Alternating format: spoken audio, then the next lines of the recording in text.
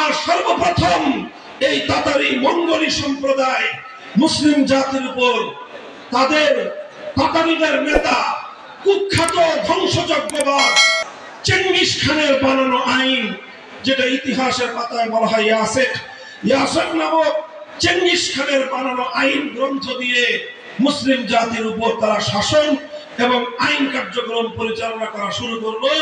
এটাই ছিল ইতিহাসের আলোকে মুসলিম জাতির উপর আল্লাহর আইনের বিরুদ্ধে মানব রচিত আইনের সর্বপ্রথম প্রয়োগ। আজকে হাজী ইমদাদুল্লাহ মুহাজির মক্কি রহমতুল্লাহ আলাইহিকে শুধুমাত্র সাইয়্যিদুত তায়েফা সকল পীরদের পীর হিসেবে আমরা পরিচয় দিয়ে থাকি। হাজী ইমদাদুল্লাহ মুহাজির মক্কি রহমতুল্লাহ আলাইহি যেমনি ভাবে সকলের পীর ছিলেন, রশিদ আহমদ গঙ্গুহির পীর ছিলেন, কাসেম নানতুবি রহমতুল্লাহ আলাইহির পীর ছিলেন, শাইখুল হিন্দের পীর ছিলেন, শাহ আশরাফ আলী থানভী রহমতুল্লাহ আলাইহির পীর ছিলেন।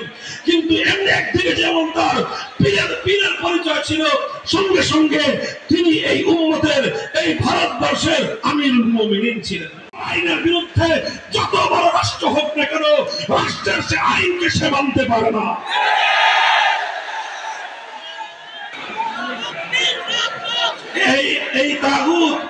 এই তাগুতি ব্যবস্থা তথা আল্লাহর এই পৃথিবীতে, আল্লাহর সৃষ্টি জগতের মধ্যে আল্লাহর মাখলুকাতের উপর গায়রুল্লাহর আইন চাপিয়ে দেওয়া, এটাই হলো এই পৃথিবীর মানুষের উপর সবচেয়ে বড় জুলুম।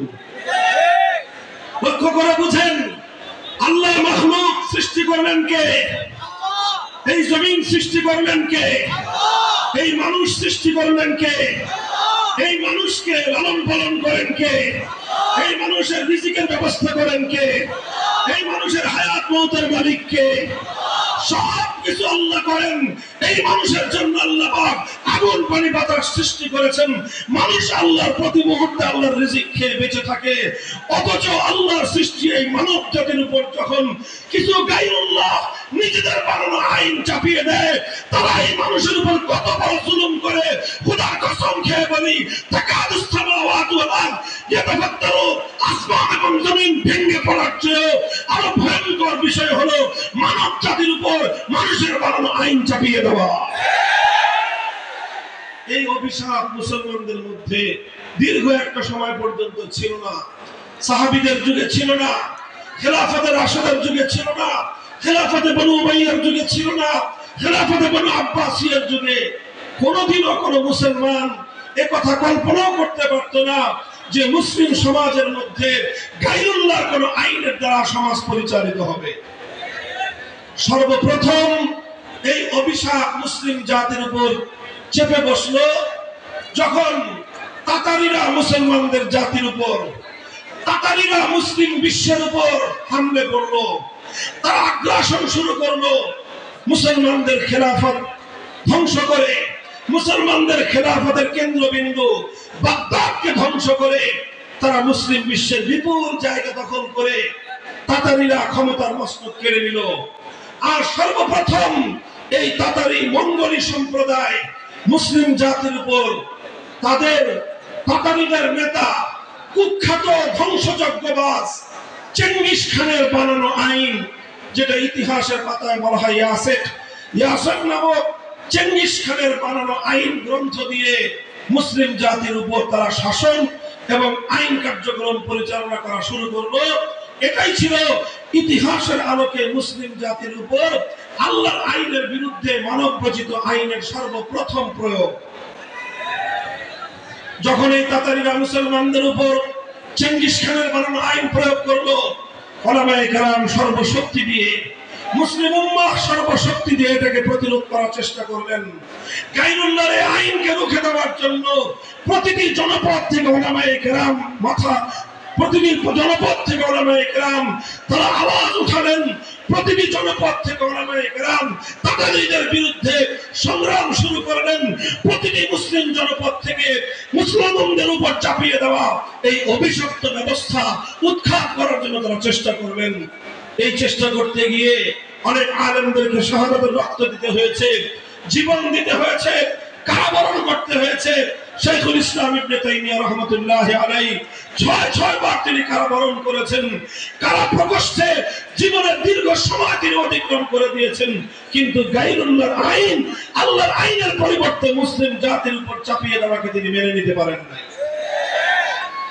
উলামায়ে কেরামের এই সংগ্রাম, তাদের এই ত্যাগ আর কুরবানির বিনিময়ে এক সময় আল্লাহ পাক রব্বুল আলামিন মুসলমানদের উপর থেকে এই অভিশাপকে তুলে নিলেন। তাতারীরা ব্যাপকভাবে পরাস্ত হলো, বিভিন্ন যুদ্ধে তাতারীদের পরাজয় ঘটলো, আর অনেক তাতারীরা ইসলাম গ্রহণ করে ইসলামের সুশীতল ছায়ায় চলে আসলো এবং একটা পর্যায়ে গিয়ে খেলাফতে ওসমানিয়া প্রতিষ্ঠিত হলো। একদিকে নামকাওয়াস্তে খেলাফতে বনু আব্বাসিয়া, আরেকদিকে খেলাফতে ওসমানিয়া চলতে থাকলো এবং আবার মুসলমানদের দেশে, মুসলিম সমাজে আল্লাহর আইনের দ্বারা জাতি শাসিত হওয়ার সেই সোনালী যুগ আবার ফিরে এলো। এভাবেই চলতে চলতে চলতে চলতে 1757 সালে এই ভারতবর্ষকে দখল করলো ইংরেজ সাম্রাজ্যবাদ, ব্রিটিশ সাম্রাজ্যবাদ আমাদের ভারতবর্ষ দখল করলো। ওদিকে ফ্রান্স সাম্রাজ্যবাদ আফ্রিকার বিভিন্ন মুসলিম অঞ্চলগুলোকে দখল করলো। ইতালি বিশাল মুসলিম এলাকা দখল করে নিল। এইভাবে পশ্চিমা সাম্রাজ্যবাদীরা মুসলিম দেশ এবং মুসলিম জনপদগুলোকে দখল করে করে নিয়ে সেই জায়গাগুলো থেকে আল্লাহর আইনকে উৎখাত করে দিয়ে, কোরআনের শাসন ব্যবস্থাকে উৎখাত করে দিয়ে আল্লাহর আইনের জায়গায় সাম্রাজ্যবাদী ব্রিটিশ আইনের দ্বারা মুসলিম জাতিকে তারা শাসন করতে শুরু করলো। এই অভিশাপ শুরু হলো আমাদের এই পাক ভারত উপমহাদেশে 1757 সালের পরে। যখন এই অভিশপ্ত ধারা শুরু হলো, সর্বপ্রথম শাহ আব্দুল আজিজ মুহাদ্দিস দেহলভী রাহমাতুল্লাহি আলাইহি তিনি একটা ঐতিহাসিক ফতোয়া দিয়েছিলেন। সেই ফতোয়া হলো এই যে ভারতবর্ষে সংখ্যার দিক থেকে মুসলমান যতই হোক না কেন, সংখ্যার দিক থেকে মুসলমান যতই হোক, মুসলমানদের দেশ হওয়া, মুসলিম দেশ হওয়া, ইসলামী দেশ হওয়ার জন্য সংখ্যায় মুসলমান বেশি প্রয়োজন নয়। আর সংখ্যায় মুসলমান যতই থাকুক, একটি দেশ তখনই ইসলামী দেশ থাকে যখন সেই দেশের শাসনতন্ত্র হয় কোরআনী শাসন, যখন সেই দেশের আইন হয় আল্লাহর আইন। সর্বপ্রথম যখন ব্রিটিশ সাম্রাজ্যবাদীরা মুসলমানদের এই ভারতবর্ষকে দখল করে আল্লাহর আইনের পরিবর্তে ব্রিটিশদের প্রবর্তিত আইন তারা চালু করলো, শাহ আব্দুল আজিজ রহমতুল্লাহি আলাইহি ফতোয়া জারি করলেন, এই দেশ এখন কোটি কোটি মুসলমান থাকতে পারে, কিন্তু এই দেশ আর ইসলামী দেশ নাই। এই দেশ এখন দারুল ইসলাম নয়, এই দেশ এখন দারুল হরব, অর্থাৎ এই দেশ এখন কাফেরদের দ্বারা আক্রান্ত দেশ। কারণ এই দেশে মুসলমান থাকতে পারে, মুসলমানরা নিরাপদ থাকতে পারে, কিন্তু এদেশে ইসলাম নিরাপদ নাই, এদেশে ইসলামের আইন নিরাপদ নাই। যে দেশে ইসলামের আইন নিরাপদ নাই সেই দেশ দারুল হরব। সেই হিসেবে এই দারুল হরবকে আবার দারুল ইসলামে ফিরিয়ে আনা আর এজন্য লড়াই করা, জিহাদ করা, সংগ্রাম করা প্রত্যেক মুসলমানের জন্য ফরজ। এই ফতোয়া জারি করার পর মুসলমানরা আবার আল্লাহর আইন ফিরিয়ে আনার জন্য সংগ্রাম শুরু করলেন, লড়াই শুরু করলেন।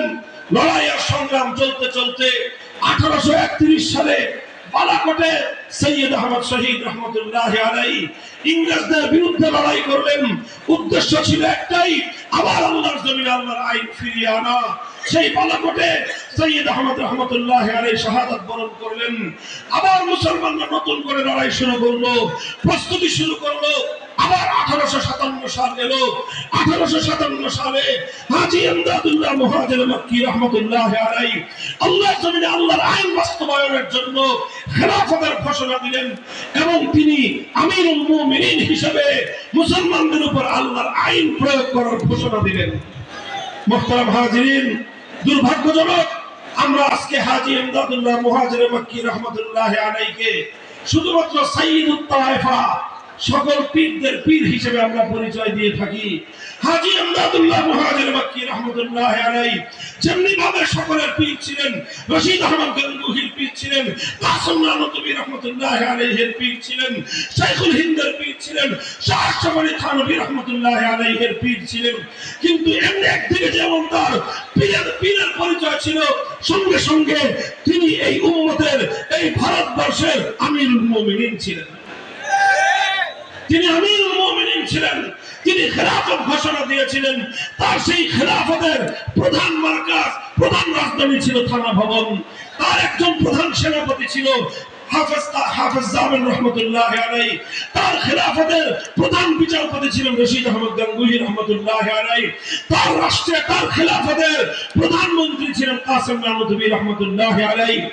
এভাবে হাজী ইমদাদুল্লাহ মুহাজির মক্কি রহমতুল্লাহ আলাইহি, তিনি আবার ইংরেজদের বানানো আইন প্রত্যাখ্যান করে, বাতিল করে মুসলিম সমাজের মধ্যে আল্লাহর আইন ফিরিয়ে আনার জন্য খেলাফত কায়েম করেছিলেন। আর তিনি যখন এই খেলাফত কায়েম করে আল্লাহর আইন জারি করলেন, ব্রিটিশ সাম্রাজ্যবাদীরা তাদের বিরুদ্ধে হামলা করলো, আক্রমণ করলো, লড়াই হলো, জিহাদ হলো।